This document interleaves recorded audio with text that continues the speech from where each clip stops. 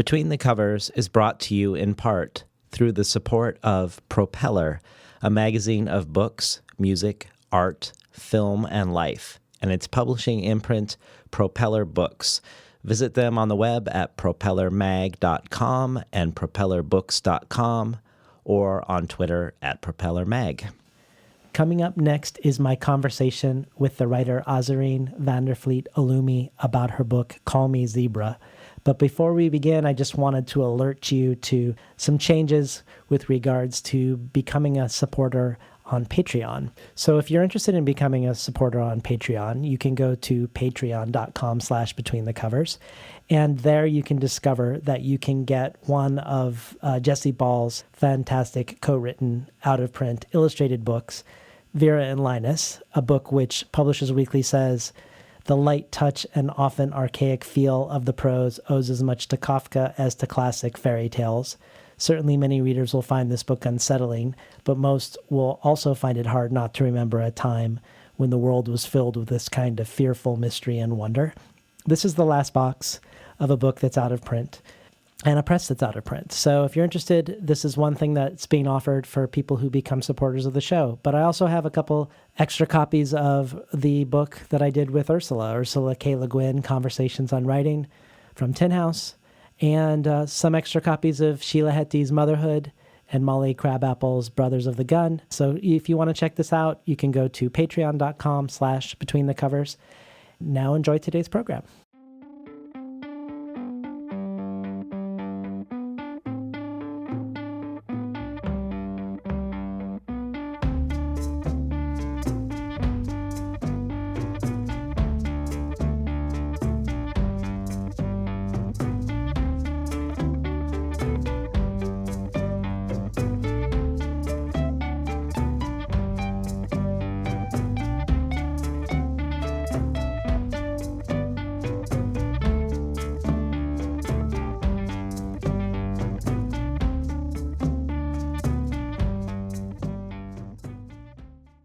Good morning and welcome to Between the Covers. I'm David Naiman, your host.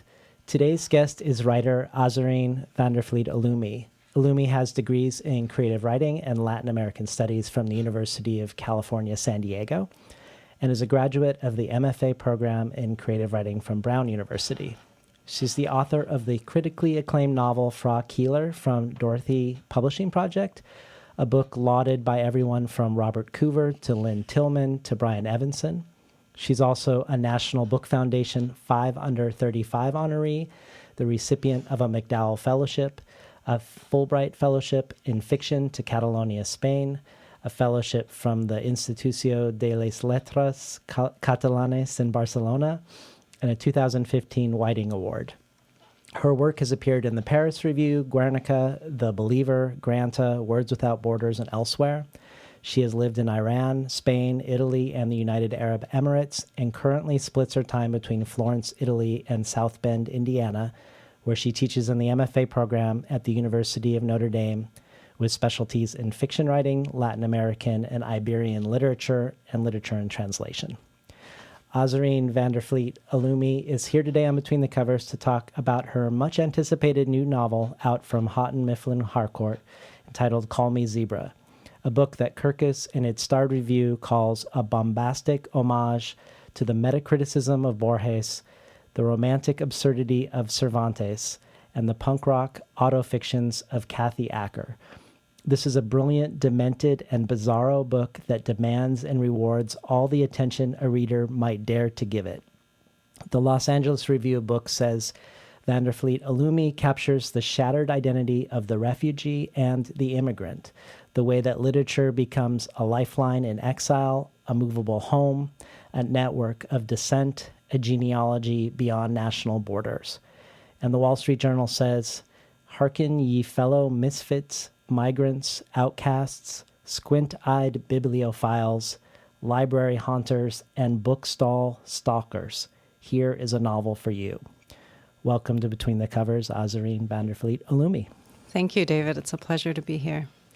So I'd love to start our conversation with a little bit of world building together. For those who haven't yet read Call Me Zebra, both the circumstances of Zebra's life and this enchanting, labyrinthine philosophy that sort of emerges from the circumstance that she inherits.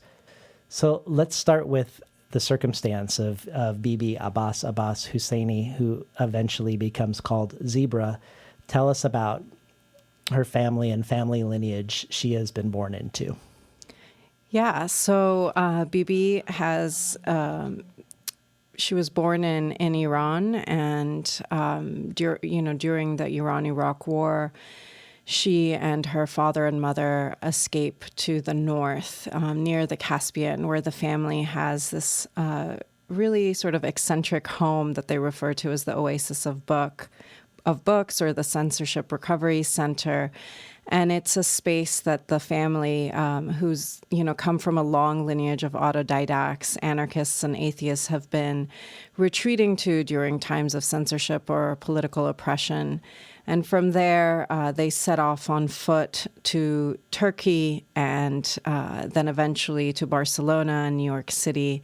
And we then encounter Zebra. She renames herself Zebra when her father passes away. And that's when we pick up the story, and she's decided to retrace the path of their exile after his death. And one of the things that's interesting about the patrilineal lineage for Zebra is even before they're in exile, there's a sense of there being a borderlessness to their appetites in terms of literature. That's right. Her father is a big fan of Nietzsche, and at the same time really does believe that literature is the only nation without boundaries, with no checkpoints, no caste system. And so they read everything, and he reads to her from the moment she's born. So he'll read medieval Japanese literature to her, and then he'll read Dante and all the big philosophers. And he sort of builds this constellation of sentences in her mind. And she then refers to literature as a kind of superhighway of sentences that are interconnected. So it's a very transnational project at all times. And that's the way that she comes to see it. Well, in the first chapter, Zebra, she presents the worldview of her father and her father's fathers. That's been passed down to her, this world, as you described, of the mind and of books and the history of thought. And when she is in New York in the very beginning of, not too far into the novel, she loses her dad. And thus she's the only person left living in this constructed universe. And so, as you mentioned, she tries to retrace in reverse the history of exile of the family and calls it the Grand Tour of Exile, and is moving from the new world to the old world. And her father had said to her that memorization is our only recourse against loss. It sort of feels like this geographical retracing of their flight becomes an unexpected way to memorize.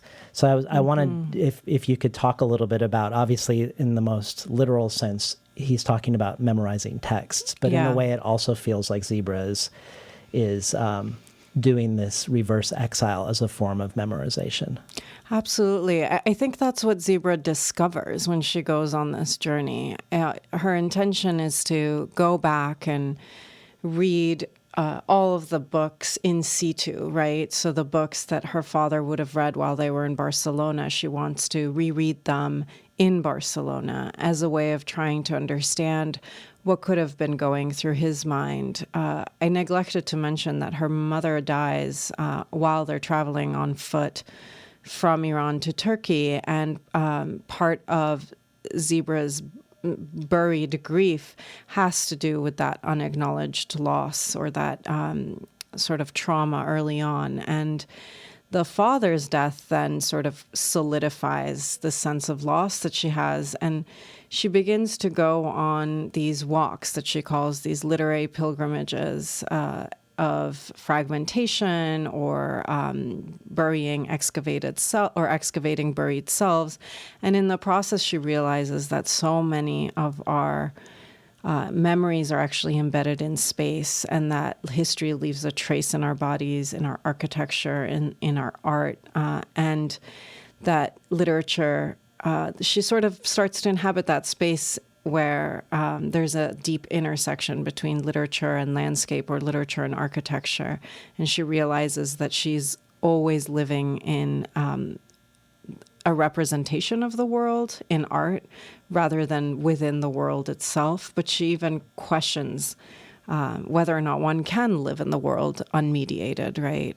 So it's sort of, that's the big philosophy of the matrix of literature starts really on these long walks that she goes on while she's reading.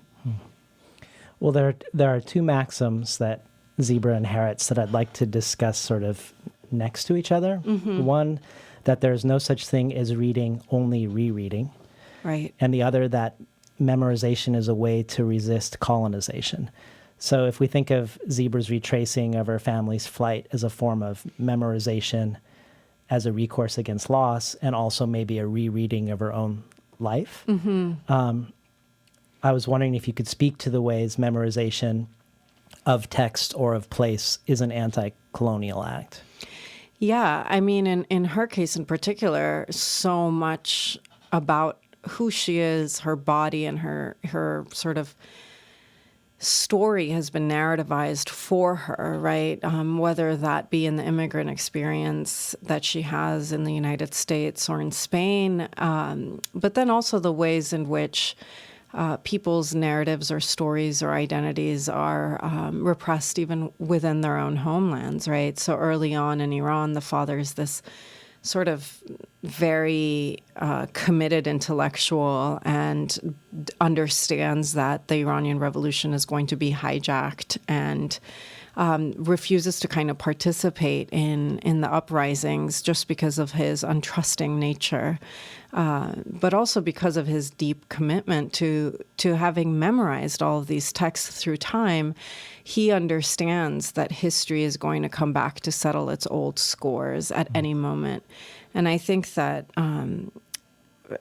for Zebra, the memorization of the texts is a reminder that you're never safe, that history is always going to pick a new victim, and also a way of being able to recreate that history so that people's stories aren't forgotten. So it's sort of a project of oral history, but through memorization. And it's also a relationship that I think a lot of people in exile have to memory in general, right? You preserve the memory by retelling it over and over and over again.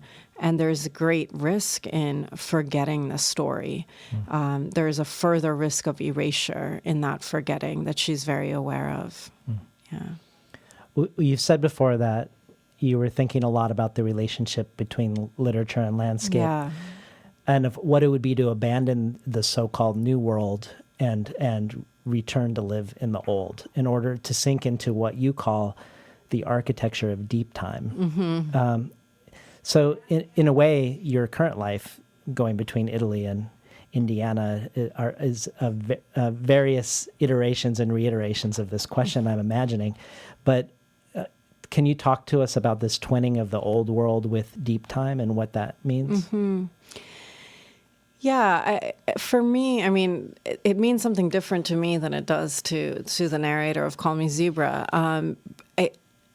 I think that what I knew, but then realized fully in writing this book, is the dissociation that we feel or see in the New World. This kind of, and we see this especially now with the rise of racist politics, right? This feeling that the New World is isolated and not connected to anything that came before, or that people who arrived here long ago should have suspended their memories of that journey in order to fully lay claim to this land, right? And there are narratives of ownership that I think are deeply problematic and connected to a kind of suppression of those memories of being outcasts or migrants, and landing here and then essentially occupying, right, the land.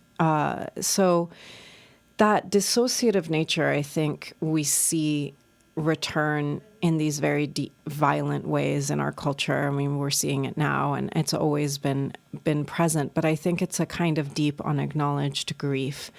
And the landscape, I suppose in the South it's somewhat different, but I've never lived in the South. I've lived on the coasts, and the sort of, especially on the West Coast, the newness of the landscape and the architecture supports a kind of mental condition of forgetting, right? Because nothing in the environment is necessarily cueing us or triggering us to constantly have to participate in a culture of memory.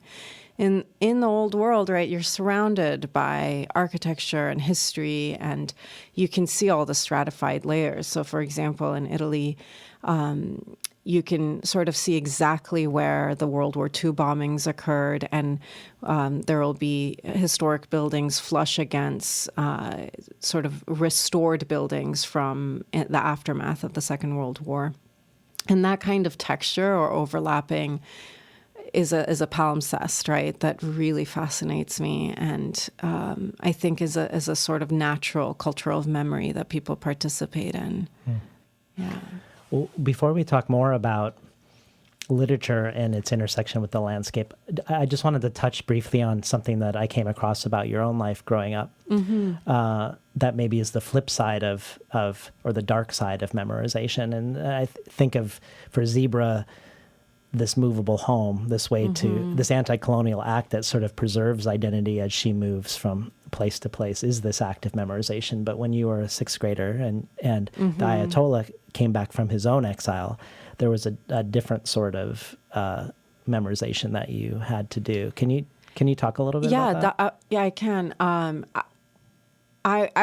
I was a sixth grader. You're right. When this incident occurred, but the Ayatollah had already come back quite some time ago. So I was, there in the early 90s, and in class we were asked to copy the story of Ayatollah's arrival to Iran from France and this heroic journey and salvation narrative.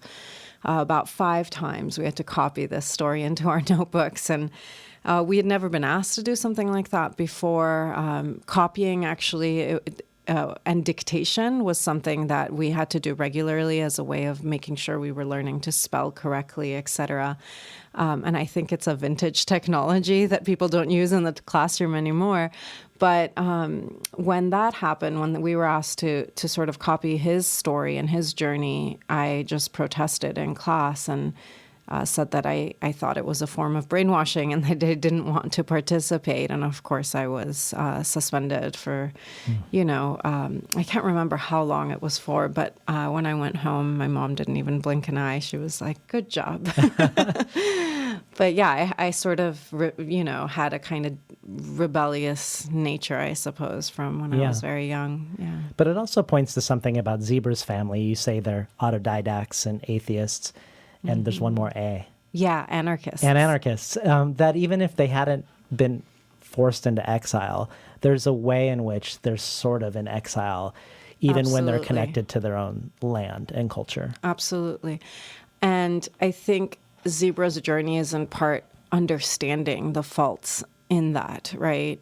That her father, it's a cruel kind of love. I mean, they're so close, but she's just so isolated from others. And I think it's the relationship with the philologist, right, Ludo Bembo, that eventually forces her to look at that. And it's a kind of painful reflection, but it's the only way that she does actually change somewhat through the course of the novel. In case you just tuned in, we're talking today to the writer Azareen Vliet Oloomi about her latest book, Call Me Zebra. So the writer Enrique Villamatas, he coined the phrase literature sickness, something that in your book, Zebra suffers great bouts of. And you wrote this really interesting piece about it for The Believer. And you're looking primarily at Henry James' Portrait of a Lady and Lynn Tillman's Motion Sickness. And in it, you describe literature sickness as a feverish obsession with reading and with viewing the world through the lens of literature. And we definitely see this with our protagonist. The way that literature is informing her choices in the book and how she's trying to live out her family's commandments of literature is your sword and seek refuge in literature. With writers like Walter Benjamin or Dante, which feel as flesh and blood and as vital to her in the book, to me, as her own family, like even maybe more present in some regards than her own family. And she even consults books in an oracular fashion, opening up books to get wisdom. You have this great quote from that Believer essay that I'd love for you to elaborate on, but in relationship to Zebra. So you say, while the compulsion to read threatens to erode the reader's sense of reality, it also uncovers some hidden truth about the nature of the self in light of the very reality it is required to operate. In other words, it erodes one in order to unveil the other. Can you speak to that a little? Yeah. So for me, the great book of literature sickness, and I think probably for Enrique Villamatas as well, is Don Quixote, where you have this very picaresque, kind of funny, hysterical narrator who so deeply is invested in literature that he believes he can reinvent himself as a literary figure and go on these kinds of journeys through Spain, and because it's really an exploration of the difference between like perception or reality, right? The mind encountering the world, and oftentimes there's an incongruity there that can be really tragic or really funny or both. And I just love that character of Don Quixote and the ways in which he makes me laugh out loud when I'm reading his sort of his monologues, and the way that he can convince himself that something he's seeing is something, a representation of something he's read in one of the chivalric tales that he's obsessed with. And I think that the Believer essay is sort of about exploring the ways in which realism itself is a kind of construct, right? It's not a one-to-one representation of reality. It's a kind of hyperbolic representation of space and psychology and the body. And in a book that's both exercising realism and at the same time about obsession with reading, the way that we see in Tillman's work or Henry James's work, what we're getting is a kind of mapping of consciousness through time onto the page. And so you're both getting the signposts of realism and being mesmerized or hypnotized into thinking that you're experiencing this perfectly constructed story world that's sort of mimicking our world. But there's so many layers of depth to it that the deeper you descend, it begins to erode at that idea that this is a stable representation, right?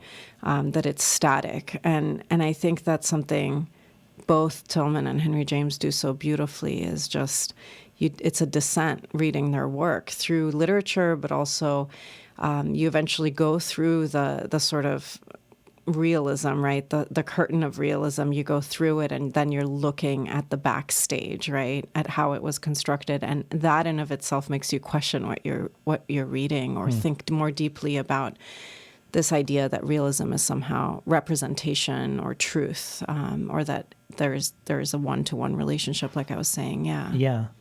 It's sort of, a lot of complex ideas, but I think really simple at its core, is that we can't really perceive a kind of solid, static realism with a capital R. I mean, that's not how our minds work. Well, I wonder if you're also going at, can we even achieve a solid, static selfhood with a capital S? Because you talk about how you say that Tillman's book reveals the unreality of self. And at another point you say, at their core, books that explore what it means to inhabit life through literature are also examining the intersubjective nature of consciousness, probing the gap between perception and reality. And I wondered if these two things are inextricably linked, the unreality of self and the intersubjective nature of consciousness. Like when I think about this going into depth, then I think about deep time and the palimpsest when you're looking at Italy. Maybe that's also the same in our mind. Like the more you go through the layers, the more you see other people in your own mind, like Zebra's Absolutely. seeing in herself? Yeah, and I think that the sort of, well, it goes to the heart of individualism. And what is individualism, right? If the self isn't static, which I don't think it is, right? It's kind of this like kaleidoscopic, moving, dynamic force. And it's deeply interconnected to other people, to space, to history, everything that we've inherited, right? Even through our genetic coding. There's no such thing as a kind of self that exists separate from others or separate from the environment. And that is such a comforting notion for me that, I don't know, it's almost sort of has some sort of Buddhist resonances, right? That where there is just one fabric, and if you move something on one end, everything else is going to shift to adjust to it or to react to it in some ways. And to come back to Zebra, what she's trying to do is to access this space. But of course, it's so difficult to access. And often we only access that kind of deep peace just momentarily. And then we're back in the kind of chaos and the sort of veneer of reality. But she is trying to account for life as a kind of totality that includes both the possibility of our death, our actual death, and our lives, and the ways in which there are parts of us that die when we lose people or we're displaced. And she talks about Blanchot a lot, and his idea that the totality is unreal, right? So if you look at the self or you look at totality, there is a kind of unreality to it because you can't measure it. You can't contain it. It's so much vaster and bigger and more movable than we're often comfortable with. This might be a little bit of a tangent, but I thought about Zebra's selfhood and the moving from the so-called New World to the so-called Old World, which some people might think of as facing backwards. It reminded me of something that Forrest Gander has said in a description of the language and gestures of the Bolivian people, the Aymara. They're the only known people where spatially the future is behind them. So because you can't see it, you can't see the future. And so the past is in front of them. And when they gesture about something that's happened in the past, when they're accessing memory, they gesture forward. And when I think of Zebra and the Aymara, it makes me think that it isn't a coincidence that the other books of literature sickness that you examined also involve people moving from the new world to the old world. Yeah. So we have this. I wondered about looking back, or as the Aymara would say, looking forward into the past. Yeah, I love that. It's so interesting. I mean, Zebra talks about the future as being history, right? Or that history is the future. And she talks about, she's really interested in precognition and has these kinds of, like you said, she consults these texts, these older medieval or even before then, these texts as oracles of wisdom to see what's coming, right? And news of the future for her is embedded in the past, and for her father as well. And I think that it's really interesting to think about Henry James or Lynn Tillman in relation to passports. James in particular, who sort of acquired his British citizenship not long before he passed away. But then I also think about the reverse, Nabokov and his relationship to his documents of immigration and his passports. And this kind of, on the one hand, for Nabokov, accumulation of new selves that he has to perform, right? Because they exist. This self has been documented in a new passport, and now he has to invent that self in order to perform it. Versus in Henry James, he's almost like shedding the passports and arriving at this sort of what to him feels like some authentic self, which of course I question that word, but right. It's an interesting kind of thing to think about. Well, I mean, you mentioned Don Quixote as the quintessential book of literature sickness, and it was the first book I thought of with Zebra, and partially because she's moving she's creating reality as she moves through the world through the reality she's constructing in her mind and in relationship to other books. And I want to talk more about Don Quixote, but I was wondering if maybe you could also point us to any other examples that you particularly like in the lit-sick genre. Yeah. Well, I think of Dante's The Divine Comedy as being completely about literature sickness, whether it's his relationship to theological texts or to Virgil, right? I mean, Virgil guides him through hell and I think purgatory as well. And that's a book to me that's deeply about literature sickness. Let me think off the top of my head. Enrique Villamata's, the one that I love the most, is called Montano's Malady, and it's a great translation out with new directions. And then there is Valeria Luiselli's The Story of My Teeth, which also references a lot of Petrarch and other kinds of books. And Petrarch himself is another good example of someone who's engaged with these other texts. And then there's a tradition of doing that in Japanese literature with Basho. And it's his book, The Narrow Road to the Deep North, which includes these walking pilgrimages to sites that other poets had traveled to, and he records their poems and meditates on them and then composes his own poems in response. So there's a lot of... So Zebra would have liked that book. Yeah. I've read that book quite a number of times, and I just... It's very slow and meditative, but I absolutely love it, yeah. So if we were to move on to Don Quixote in relationship to this book, the place where I feel like there's the deepest resonance is in the way you portray the romantic relationship between Zebra and the philologist, the Italian philologist Ludo Bembo, her on-again, off-again love affair with him. So that's sort of the source of both the book's tension and also a lot of its humor. Yeah. And it's also the place where we most experience the limitations of Zebra's own self-narrative. It's the place where we can see around the way she presents the world to us. So we start to see like, oh, this world seems like it's hermetic and perfected, and yet there's some, it's also producing some difficulties for her, particularly in the romantic world. But it made me think of the similar relationship between Don Quixote and Sancho Panza. Yeah. With Quixote, he has the feverish, imaginative life. He's even tall and skinny and not really. He's more otherworldly in a bodily sense, and Panza is motivated by the appetites of the world. And here we have Zebra as almost a disembodied character. She hardly eats.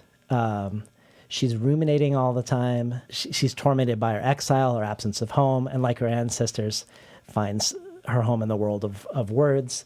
But in an ironic way, even though she finds a home in the world of words, she's exiled from her body. So in a way, she's kind of living off of the words as her food. I was ready to devour the next sentence, to eat Benjamin quoting Hegel, to consume an infinitely receding sequence of quotes, which again gives us that layering that you wouldn't see in Los Angeles, but you'd see in Italy. But Ludo's the polar opposite, exasperatingly so, to Zebra. He's practical. He's equally interested in language, but it's a more practical sort of engagement with the text. And I think in the Los Angeles Review of Books, it's described as performing autopsies on textual cadavers, while Zebra is the mad writer who Frankensteins them into a living monster. It's pretty awesome. And he's really into food and sex, the pleasures of life. He's an embodied character. You've created this inextricable pair, like in Don Quixote. So I was just hoping you'd talk more about Ludo and the role, which feels like a vital role. I can't imagine the book without him. Yeah, neither can I. Actually, I started working on this book in 2010, and I was doing the background research and just kind of reading all these writers of exile. But when I started writing 2 or 3 years after that, the first thing that appeared on the page was Ludo Bembo.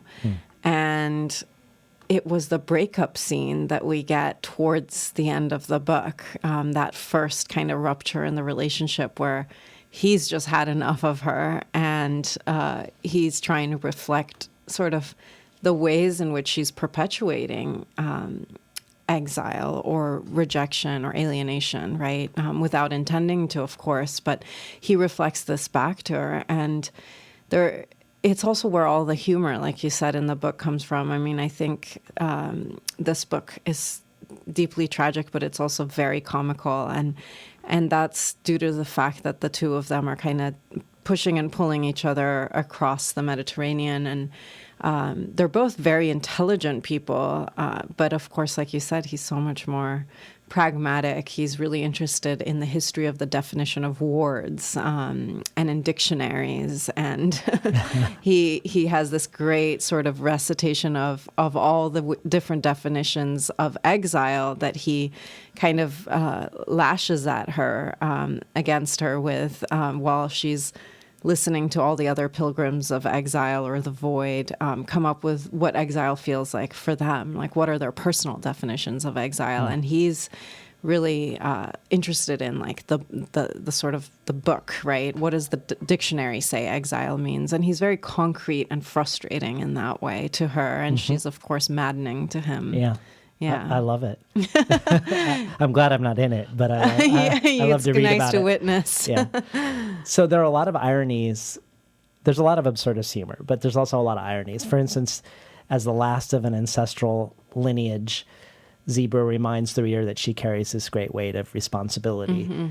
But this doesn't just manifest as the need to preserve the wisdom of her family of autodidacts and atheists and anarchists, but from the humor perspective, she's also literally carrying things around, objects she's inherited, stained rugs, rolled up portrait of a duck, a samovar, even her dead father in a suitcase at one point.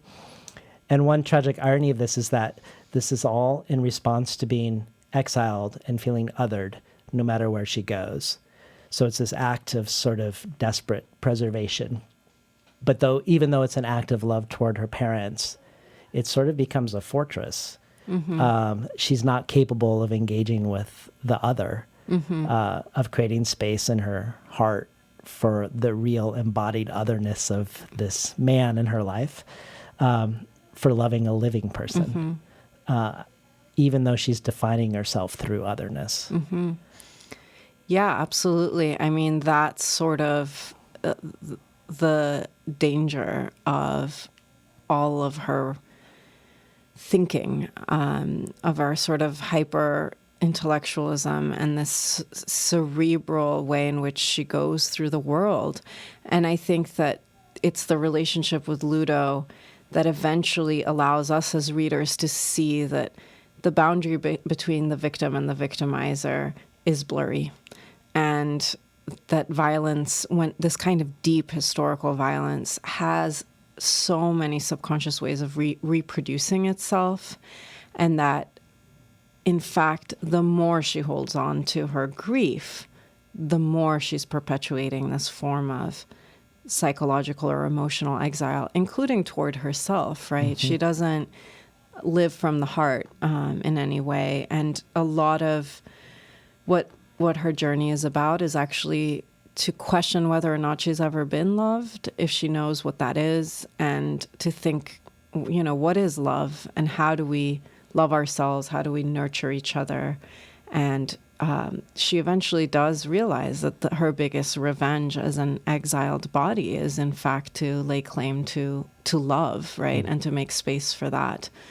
And I think that's where sort of we part with her, right, is because there are no easy resolutions in a situation like this.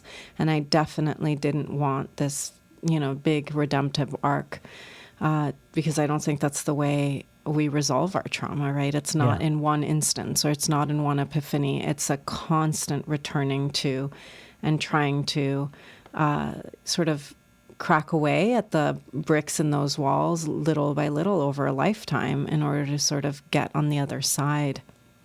Yeah. One of the things she feels with regards to Ludo is a difference in the way they are oriented towards exile. Yeah. So there's various terms that are in her worldview that she's inherited, and one of them is the pyramid of exile. And I was wondering if you could just tell us a little bit about the pyramid of exile in relationship to the way she looks at her potential romantic partner, and maybe ways in which she doesn't feel like she can cross over and feel seen by him because of this. Yeah, so the pyramid of exile is one of those theories she constructs as she's leaving the New World, and it's deeply serious but also very funny in the way that she's sort of goes on this long monologue about the pyramid of exile and who's on the bottom of the pyramid, who's in the middle, who's on top. And she sort of starts to think about there are lots of people who are below her, who are suffering even more, and who are refugees without documentation, who, die in the process of getting across the Mediterranean. And she refers to the Mediterranean as the Sea of Sunken Hopes. And then there are people like herself who are sort of in the middle of the pyramid, and who are displaced or in exile, but chose to flee, were able to eventually, whether, by hook or by crook, somehow acquire documentation and therefore can come and go. And then she thinks about people like Ludo Bembo, who are at the top and they get the most amount of oxygen because they're standing on everyone else's shoulders, who are expats, right? So Ludo is an Italian philologist who's displaced in Spain as a result of sort of like the environment Berlusconi has created in Italy. And she believes that they're the most well-off, right, within this pyramid. And she doesn't think that he can ever really understand, just like she can never fully understand the pain of the people who she feels she's standing on their shoulders, right? And I think for me, and I think eventually for Zebra, this is another way in which we're all interconnected, right? Herself, the definitions of who she is, are not separate from her awareness of this kind of huge machinery of power, right, that we're all implicated in. And so through that, we're deeply connected, whether it's through the ways in which we acquire wealth or freedom or oxygen or diminish someone else's, that, again, that's the fabric, right, that we're living in. Yeah. Well, even though this book feels clearly like a fiction, there are ways it also sort of feels like an imaginative rereading of your own family story of exile, or like that this is a fictional palimpsest atop an autobiographical inquiry. Like Zebra, your family left Iran as exiles. You lived in innumerable places while growing up. Spain was a particularly notable place of transition for you, and is also the main locale of the novel. And the main love interest in the book is with an Italian. Your husband is Italian. And I'm by no means suggesting that I think Zebra is you. But I'd love to mine the gap a little between the fiction you've created and your own life, particularly the literary pilgrimages that Zebra does when she's in Spain. Pilgrimages centered around writers who have experienced some form of exile themselves, and your own literary pilgrimages that you did while living in Spain, and that involved you using books instead of maps, or books as maps to find out where to go. So can you speak about the pilgrimages on their own, but also maybe how they're informing the ones in the book? Yeah, absolutely. So I think you're right to say that this is a kind of fictional autobiography, or it's playing with that genre. I was consciously toying with the idea of dramatizing aspects of my own life and seeing how, in the Borgesian sense, that would shift my relationship to myself as a writer and also complicate it in a way. And how these inventions of these selves through Zebra would then mirror something back to me that I couldn't know unless I'd written this book. And it's also certainly an intellectual autobiography for me. My family, they actually weren't big readers, so that's completely fictional. They're definitely not anarchists, atheists, or autodidacts. Although my father is somewhat of an autodidact and a very kind of, I would say, reclusive character, and he's Dutch and a sea captain and spent a lot of his time at sea. And I grew up mainly with my mother and that side of the family. So in some senses, all of the deep grief and the emotions that Zebra explores in the novel are also feelings that I've had to navigate, of displacement, of figuring out how to kind of deal with that line of being the outsider and resisting maybe or complicating for people the stories that they invent for you, right? When they don't know what box to fit you in. So there's that, and I do feel strongly about acknowledging that, right? And at the same time, this book sort of is so strange, and the only way that it could be honest is if it became radically strange and other to me. And so when I read it, my experience is quite uncanny. I don't recognize myself in it, but I do remember, of course, the writing process being very difficult. I laughed a lot, but I also, wept a lot writing it. So I think I'm forgetting the second part of your question. The second part's about the walking. Oh, right. So right. Yeah. the walking you did in Catalonia without maps. Yeah.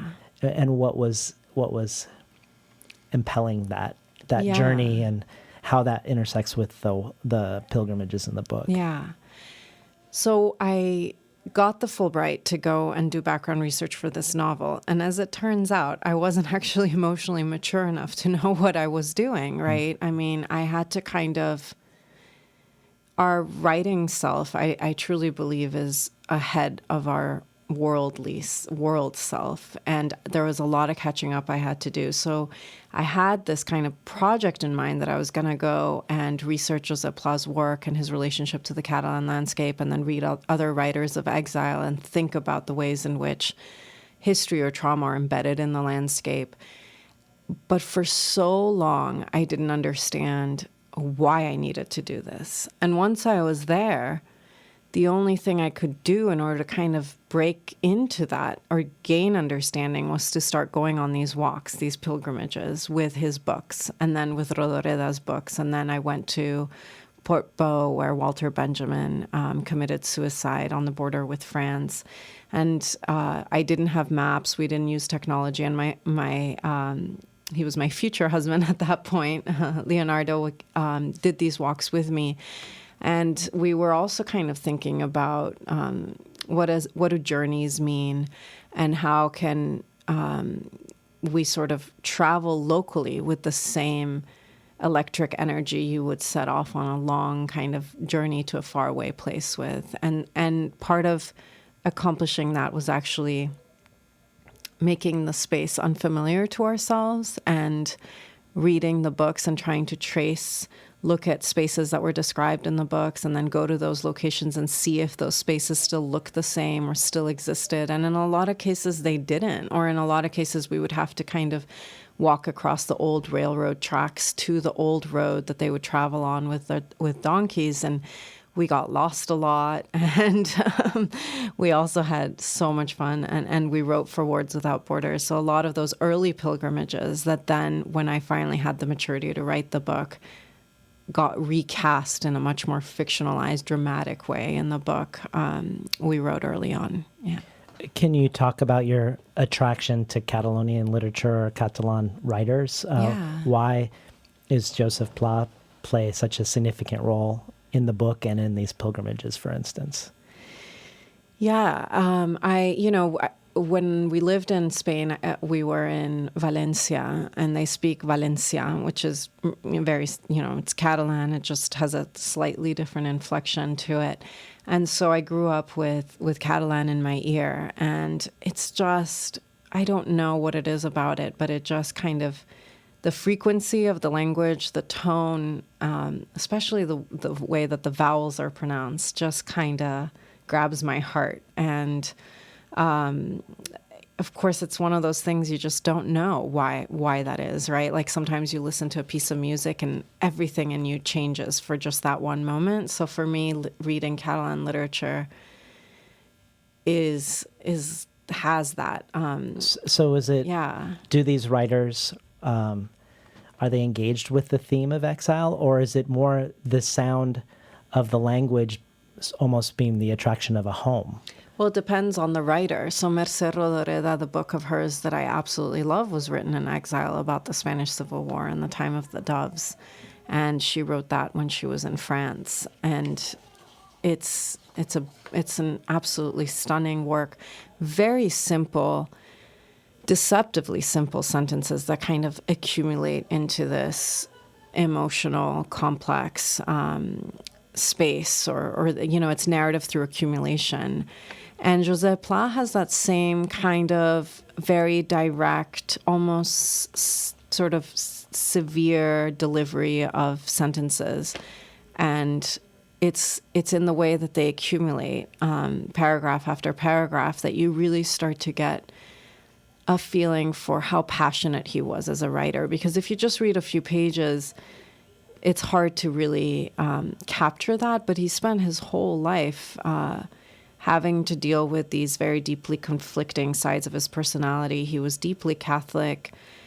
He was also a fervent Catalanist. And of course, during the Civil War, those two identities couldn't coexist, right? Because you had the Franco, who was kind of conservative and Catholic, and the oppression of the Catalans that happened during Franco and his long dictatorship. And so, Pla was kind of left neither here nor there. So I think I'm more interested in his identity and in the way that somehow through the course of history, his identity always trapped him and cornered him. No matter what was going on, he always seemed to land on the wrong side of the line. And he just wrote, I think, maniacally as a coping mechanism, but also to leave a record of the territory, the food, and what the book weather. should we start with? Well, he's only begun to get translated into English recently. So the book of his that I absolutely love, The Grey Notebook, is actually published by the New York Review of Books. And it's phenomenal. The translation is great. Archipelago also has published, I think it's Life and Bitters. And I'm hoping more of his work will be translated into English. Yeah. Yeah. Well, one of the conspicuous absences in the Grand Tour of Exile for Zebra is she doesn't go to Iran. Yeah. And you haven't been back since you were young either, I don't believe. I haven't. But were you ever tempted to imagine yourself there in the narrative, or imagine Zebra there in the return?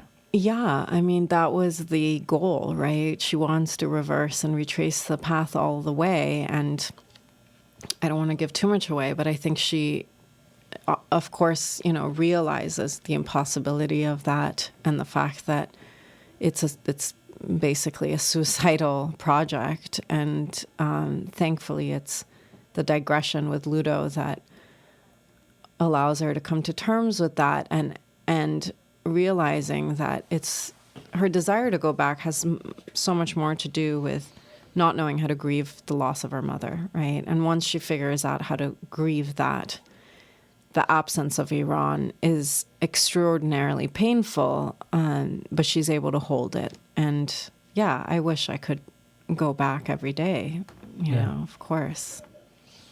Well, in your Twitter profile, you describe yourself as a transnational body. And recently I've been preparing for an interview with Molly Crabapple about her upcoming memoir about the Syrian war. Mm-hmm. And she tweeted the phrase "borders kill" recently. And when I was thinking about the transnational body and both the arbitrariness and lethality of borders, it made me think of a past interview I had with Yanara Friedland. I don't know if you read her book, The Uncountry. No, I haven't.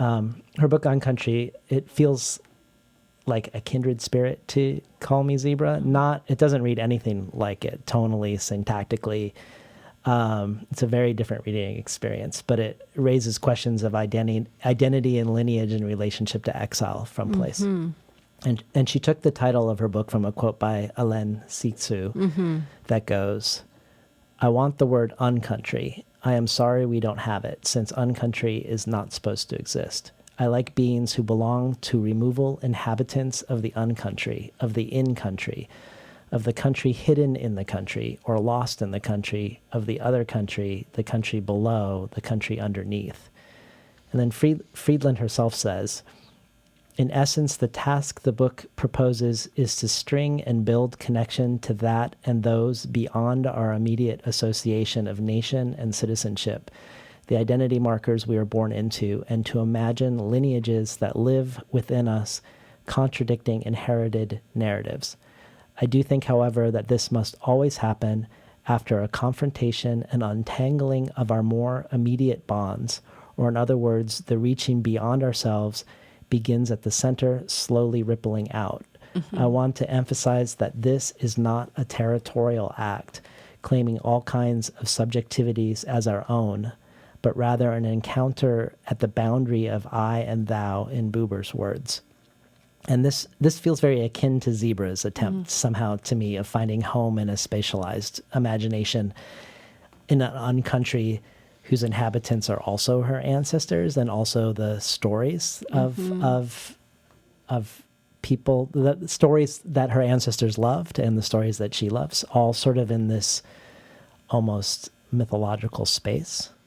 I just wanted to hear your response to some of that. That's such a beautiful quote. I'd love to read that book. I think it's actually articulated so concisely something that's so difficult to get at, which is, precisely this idea that it's in the encounter with the person next to you, in a deep sort of examination of the historical knots that have informed every aspect of your relating to one another, that you're then able to go to kind of, and transcend, I think, is a slightly problematic word, but to transcend the notion of national boundaries, right? That you can't skip over the interrogation of the sets of relationships that surround you in the countries that we've landed in, right? That there is no way for Zebra to understand what happened to her family, or even between her and her father, without fully, deeply immersing herself in the relationship with Ludo and looking at the ways in which her trauma and her expectations get replayed in that relationship and therefore distort it, right? And distort him, and the ways in which the things that have informed his life in turn further distort hers, right? That there's a kind of deep acknowledging that needs to occur of even the stuff that we think we're not responsible for, that our ancestors did or thought of or taught us, right? We are responsible for those things, right? I think, if we're talking about something like epigenetics, right, the way that trauma gets inherited or passed on across generations, then it's in our bodies, right? We're interacting with one another with all of that. And the more we can be aware of it, I think the more we can be in an uncountry, right? Yeah. In this other space. I mean, one of the things that felt like connected uncountry, Call Me Zebra, and some of your essays, like reading The Odyssey and South Bend, is this nostalgia for a home that doesn't exist, and this knowing that the home doesn't exist at the same time. And it made me think of the epigram to this book, or the epigraph to this book. Would you read it? Yeah. So it's from the Diamond Sutra. However many beings there are, in whatever realms of being might exist, whether they are born from an egg or born from a womb, born from the water or born from the air, whether they have form or no form, whether they have perception or no perception, or neither perception nor no perception, in whatever conceivable realm of being one might conceive of beings, In the realm of complete nirvana, I shall liberate them all. And though I thus liberate countless beings, not a single being is liberated. I love that, and I'm very disturbed by it at the same time. Yeah, I actually encountered this quote in one of Amina Cain's short stories that I love from her collection Creature. And it's called Attached to a Self, and the narrator is in a monastery and keeps struggling with this quote. And then, of course, I went and searched for it, and it's in the Diamond Sutra. But it was even this here is a kind of intertextual gesture that is kind of a secret, right? Although I did tell Amina Cain about it. Well, if we think of the uncountry as a borderless place where things can mingle across time and across lineages, and in regards to your book. And also, when I think of the way you described Henry James and Lynn Tillman as linguistic deterritorializers, I wondered if this sort of transnational, out of time or deep time imaginative landscape is what informs some of the decisions you do when you teach. Like I know that you teach medieval and contemporary literature in the same class. So you're not segregating. Like in a sense, it feels like there's an interrogation of borders happening in the pedagogy. Yeah, absolutely. So I was telling you earlier, I teach this class called Walking, Writing, Thinking, and we will read Robert Walser and Cortázar, and then read Basho, Petrarch, Jan Guo, and we do sort of all of this side by side, or we'll read Thoreau's essay on walking alongside this beautiful graphic novel by Taniguchi called The Walking Man. And it's just fascinating to see the ways in which these ideas around being embodied and having to care for our own bodies and for the environments we live in, sort of it's a philosophical thread that you can trace back to medieval philosophers and, even further back to our sort of deep stories of migration, right? And I think that the ways in which we jump from text to text create an ethos in the classroom for thinking deeply about the self and sitting with ourselves still for long enough for all of our difficulties to come up. And at the same time, realizing that it's through that deep descent into the struggle that we can maybe access this kind of transcendent space of hope. And I think, the literature, reading it that way, allows the students to grapple with the self as this moving, right, phenomenon or changing phenomenon. And it tends to be a really transformative class for the students and for myself as well. Yeah. So we'll read Teja Cole's Open City, and we were lucky enough to have him come to class this semester, and that was fantastic. I want to be in that class. Yeah, I wish I could just sort of teach that class forever, and yeah. Well, I want to maybe push on learning more about the origins of your interest in walking in literature, because it's another way, weirdly, that it connects you to Yonara Friedland, who she walked borders for months. So she walked borders in Europe for months as part of developing this book. And she's written a lot about the process of the uncountry and walking, and that she actually likes to write better when she's in the movement between places. So she writes on trains, or she writes when she's flying across oceans. And you've said that in a way you walked this novel before you wrote it. But what is it about the walking part? And I wondered, you both are exploring exile and displacement. Is that what you connect it to? Do you find home in the movement, I guess, is the question really that I'm getting at? Because it seems like she finds home in the movement. I think that's the only home I can find is sort of not in the movement, which is this kind of marrying of my body to space, right? It's a kind of meditation on the fact that our bodies exist in space and time, and it's the freedom of walking and the rhythm of walking that I think Rebecca Solnit writes about this beautifully, is that the rhythm of walking is the rhythm of thinking, and that's the pace at which the mind works. And so when I'm walking, I can be deeply ruminative and also at some point become radically present. It is also, of course, connected to displacement. When I think about even the Bible, the story of the Exodus, right? I also spent so much of my late teen and early 20s backpacking, and often didn't have a lot of money, and I would basically walk long, long distances between places just because I couldn't afford to get on the bus, or I couldn't afford the train ticket or the Euro pass. And it just became a habit, a kind of, I guess, spiritual practice for me. Yeah. Yeah. Well, I want to pivot to something that leapt out at me in this book, is that not only is Zebra the first woman and at the same time the last heir to a very long lineage of all male ancestors who are passing down a certain philosophical worldview. So she's the end of the line, and she's the first woman to inherit the line.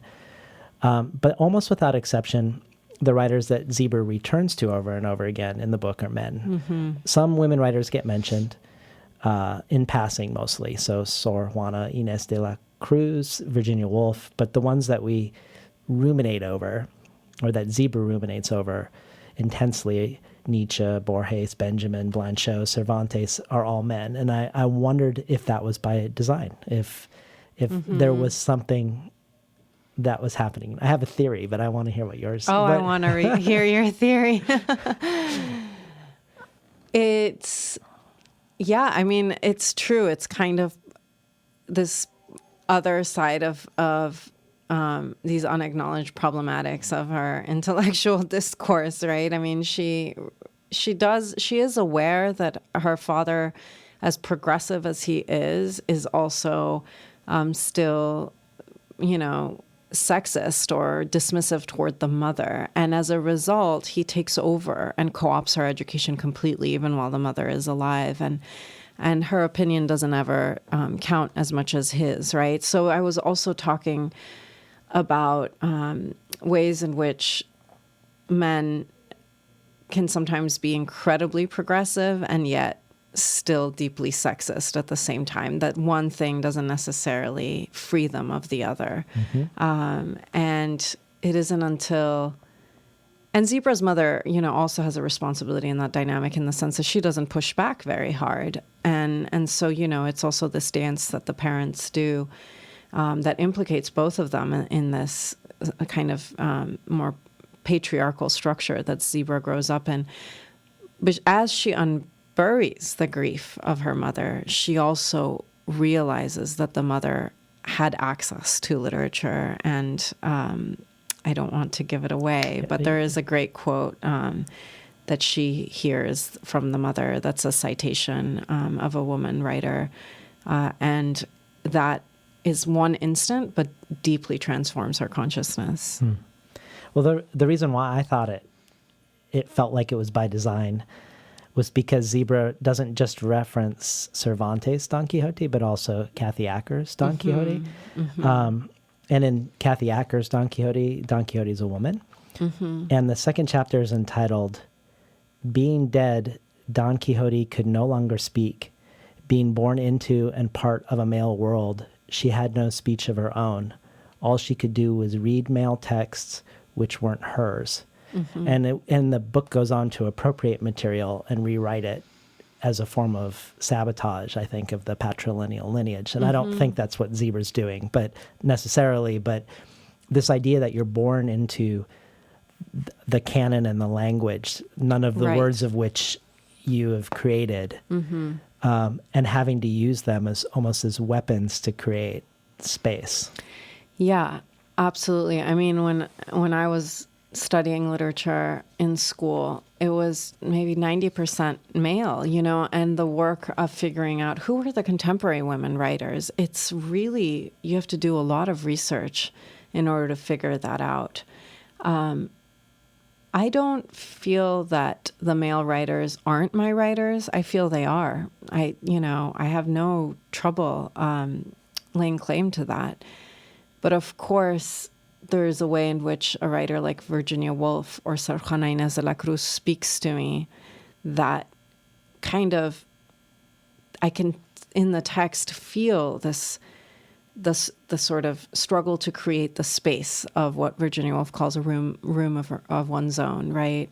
And that it's almost as if the text is being whispered into my ear, right? As a kind of reinforcement of my determination to continue to be a writer in the world, right?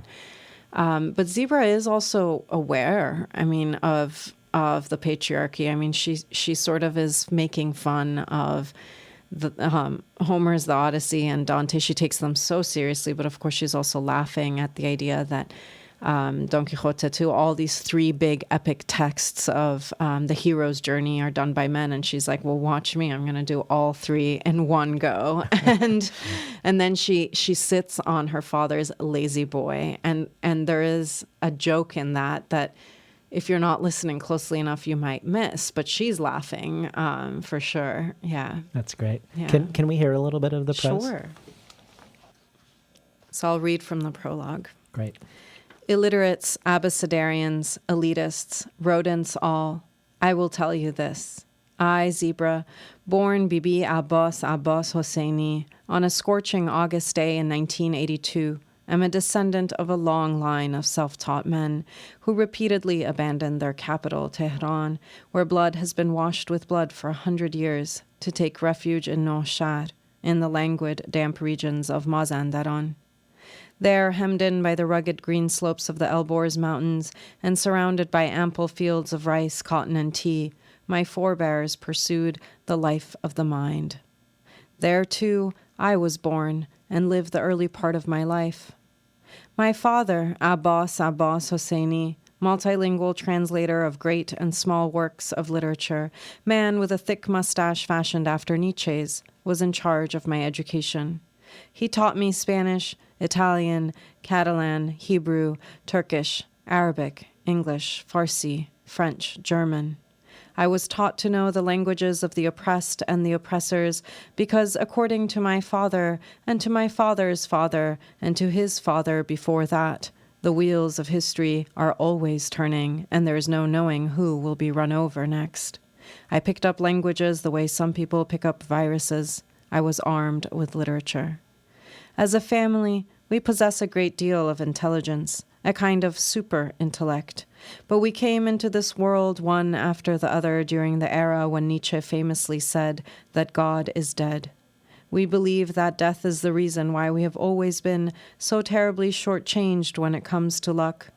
We are ill-fated, destined to wander in perpetual exile across a world hostile to our intelligence. In fact, possessing an agile intellect with literary overtones has only served to worsen our fate. But it is what we know and have. We are convinced that ink runs through our veins instead of blood. We've been listening to Azareen Vliet Oloomi read from Call Me Zebra. So immediately when I started Call Me Zebra, I was really impressed with how different the experience was than reading your first book, Frog Keeler, how radically different the voice is, the syntax and rhythm of the text.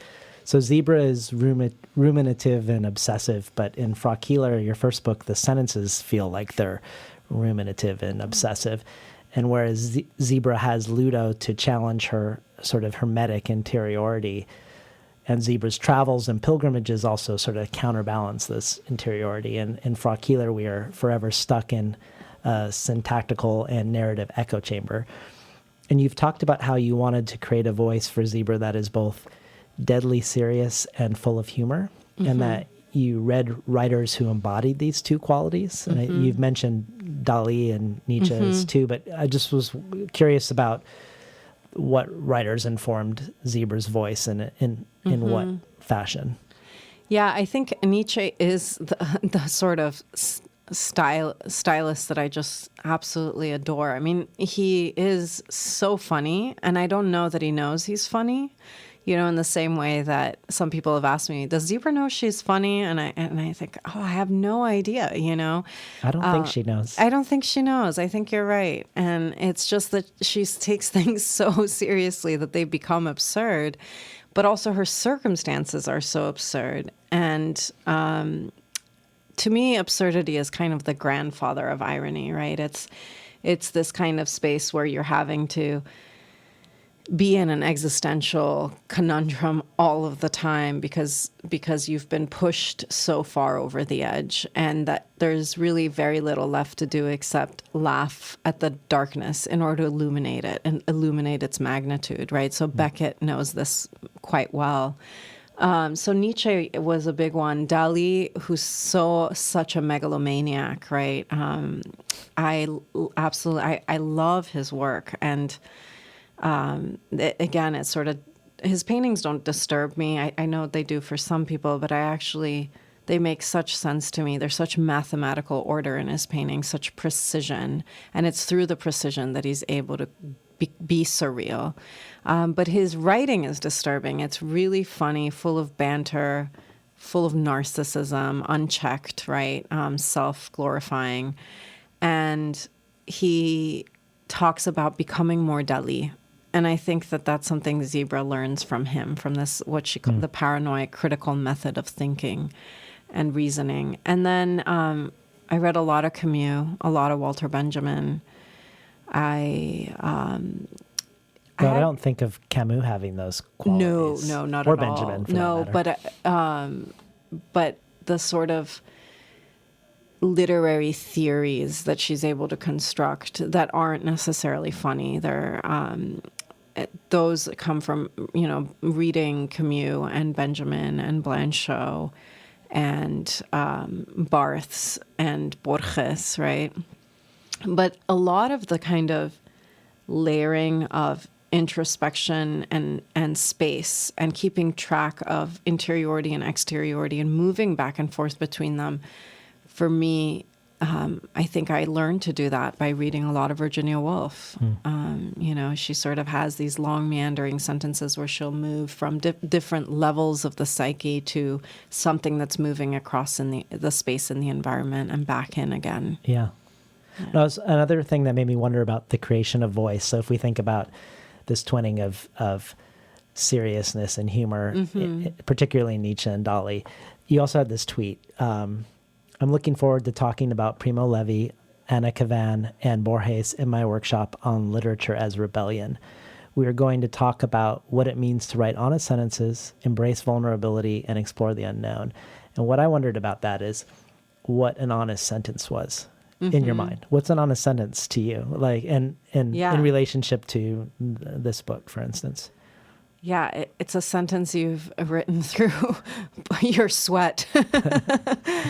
I think there's so much talk about craft and how-to out there in the world, and this obsession with writers giving advice to young writers. And I feel so much resistance towards that, because how can one person tell another person how to tell their story, right? Or what shape it needs to take in order for it to transform them. And that the writing on a sentence is, for me, and I understand it's a tall order, and that it's not everybody wants to be doing this kind of work, right? And that's fair. For me, it's sort of my standard that I try to keep myself to is the process of writing the book has to somehow change me. I have to somehow grow into that writer's self that was ahead and then raise the bar again. So I always am lost in how to write the book. I never know. I never know what the next sentence is going to be. And sometimes it'll take so many drafts to get there. So we talked about writing honest sentences in that workshop, particularly as closing the gap between what we think we need to be writing and what actually needs to be said, which we can't access immediately or directly. It requires a lot of self-examination and fearlessness. And unfortunately, the world doesn't make a lot of space or room for that. And neither does the industry necessarily, right? It's always moving so quickly. Yeah. And, difficult work takes a long time because it requires so much of us on a personal level. Yeah. Well, you have this project you did with a writer you met at Brown, Hannah Morgenstern. Yes. That engages with many of the questions in Call Me Zebra, questions of exile, of refugees, of borders, and of narratives that both become homes, but also potentially become death traps that make one intolerant of others. Mm-hmm. Similar in some respects to that theme in Call Me Zebra. So I was wondering if you could just talk a little bit about the project you did with Hannah and how and why it came about in the first place. Yeah. So we met at Brown, and it was when was this? 2006 or so. And she was doing a PhD in comparative literature, and she's now a post-colonial professor at the University of Cambridge, and she's working on literature from the 1948 period in Israel and Palestine, and in particular looking at literary and cultural collaborations that writers like Emil Habibi, Anton Shamas were hoping would be a source of resistance to the violence we're seeing today, right? A kind of preventative measure of a kind of deep cultural and literary exchange. And I was lucky enough while I was at Brown that she became a very dear and close friend, along with this other woman, Ghada, who was a Palestinian writer at Brown, doing her MFA in fiction at the same time. And it was just a beautiful friendship that's ongoing between, an Iranian, an Israeli woman who's Jewish, and a Palestinian woman who's Muslim. And, just the fact that we have this incredible friendship is a testament to exactly what we've been talking about, right? This kind of ways in which we can cross borders that we've internalized, right, based on nationalist discourses. And so Hannah and I went to Israel and Palestine and interviewed a lot of artists and writers who are, talking about the occupation and hoping to create new discourses of relation, and how that kind of work that she studies that was occurring in 1948 is actually ongoing. And a lot of people don't necessarily know that. I didn't know that until I went there. And also the ways in which the territory is policed, and the kind of vertigo you experience when you go across the wall or wait in these, sort of very difficult situations in order to cross over into Jerusalem from the West Bank. Can you speak to some of the projects that you interviewed? I know it was interesting to me to, like, for instance, some of the stuff that was going on in East Jerusalem, some of these Palestinians that were being evicted, and then right. the protests, both artistic and actual protests against the evictions, that these are really double exiles, because a lot of the Palestinians in East Jerusalem were resettled at the time of the formation of the State of Israel by the United Nations in Jordan. And so they were resettled from their original homes. Exactly. And now they're being evicted a second time. Yeah. And so I would just be curious to hear about some of the different artistic, political things that you were engaging with. Yeah, that was actually one of the first pieces we wrote, is that we went to what was then a peaceful Friday protest that was held, I think it was during sort of the religious hour, and it was led by a kind of coalition of very radical Israeli youth who really want to dismantle the occupation. And there was an open invitation for Palestinians to join, and many did. But of course, it was, when you looked into the crowd of protesters, you would see more young Israelis than you would young Palestinians, because of course the sort of peril that they would be in was difficult to predict. And a lot of these young Israelis would go into these homes and live with the Palestinian families in order to forbid the state from bulldozing the homes or coming in and dragging them out. So they were sort of, just by being present there, able to some degree, protect the Palestinian families. But of course, eventually, most of them were violently evicted and then lived in tents just across the street from the homes that were immediately occupied. Another project was interviewing this filmmaker who's French, Till Rosenkins.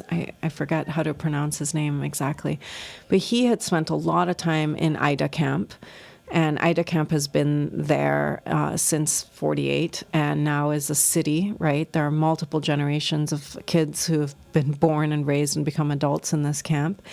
And it's very, very painful because it's right next to a 5-star hotel that diplomats travel in and out of. And he had done this memory project in Ida where he asked several generations of people to draw a map of Ida as a city and how it had been constructed over time and their memories of the landscapes they had left behind. It's a very beautiful film.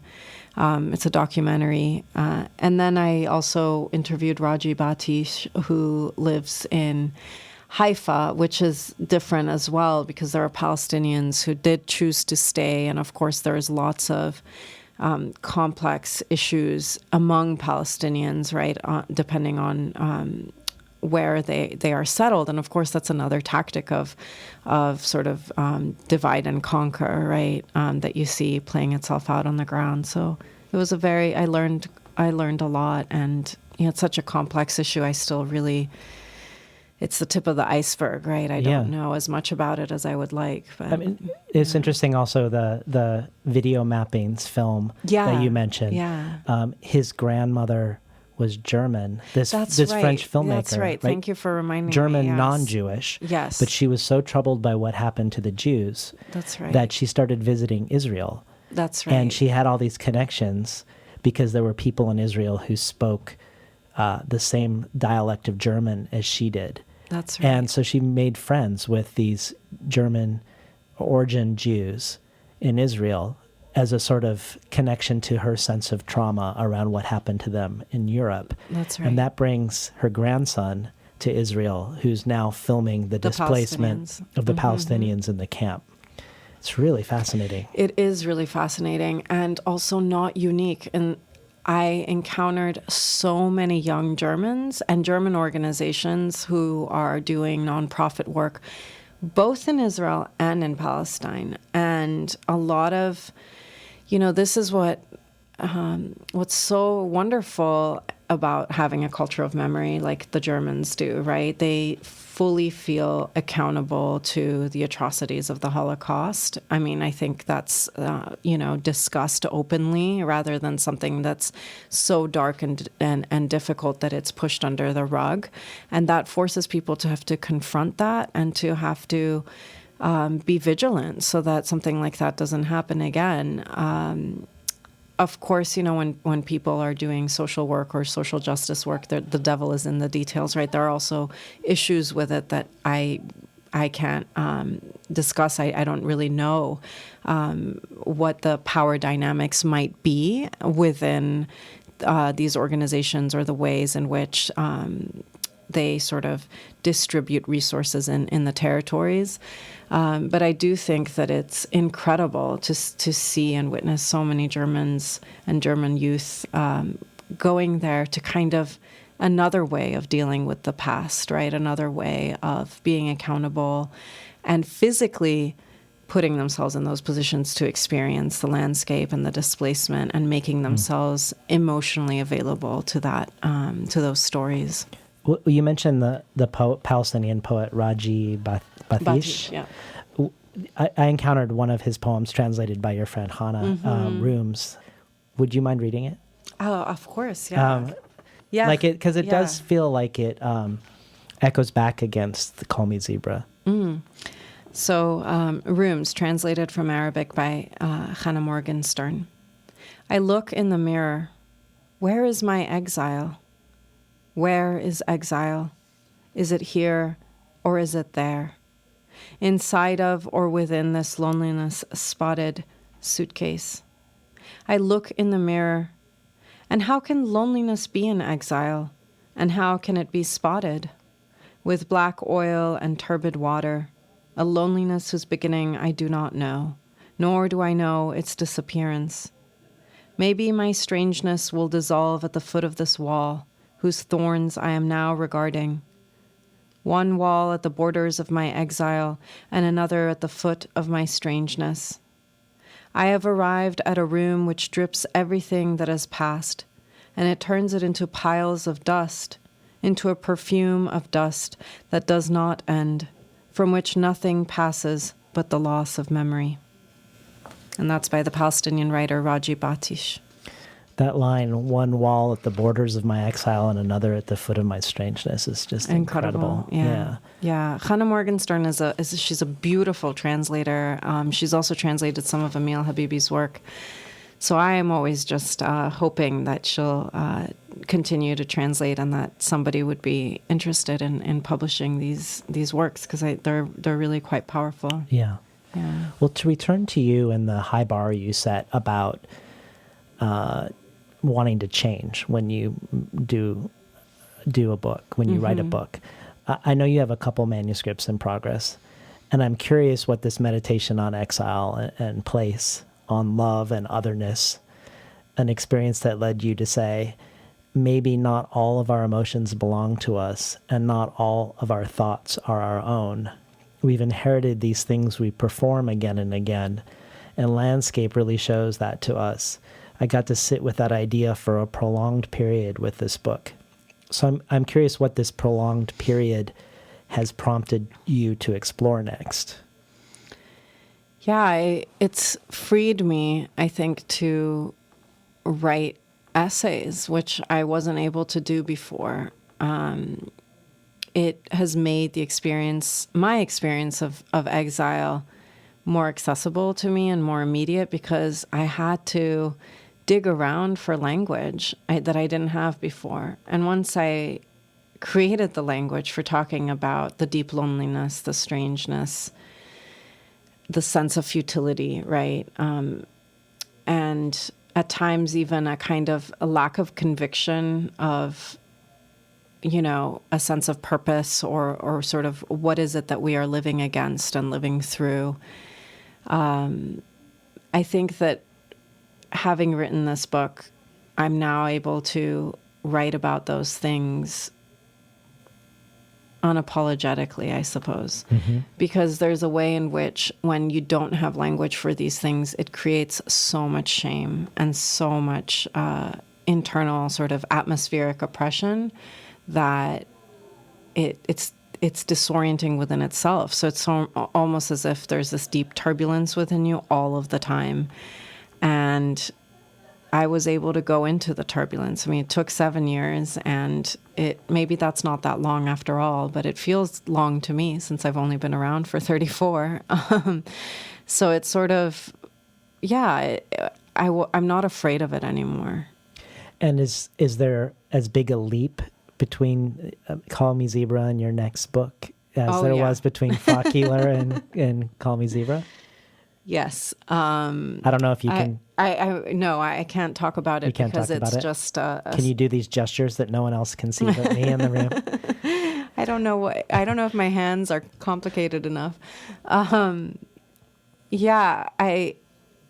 the book will be very different. Of course, it's coming from me, so there's always going to be a kind of exploration of the limits of ourselves and in relation to sort of encounters with our mortality, I guess.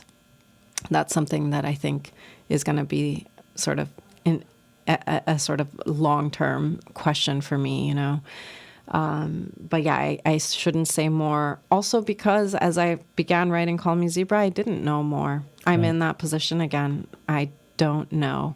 I can only feel this kind of mood and this little tiny heartbeat, and that's all I know. Well, thanks for being on the show today, Azareen. Thank you so much for your very thoughtful questions and the conversation. I appreciate it. We're talking today to Azareen Vliet Oloomi about her latest book, Call Me Zebra. You've been listening to Between the Covers. I'm David Naiman, your host.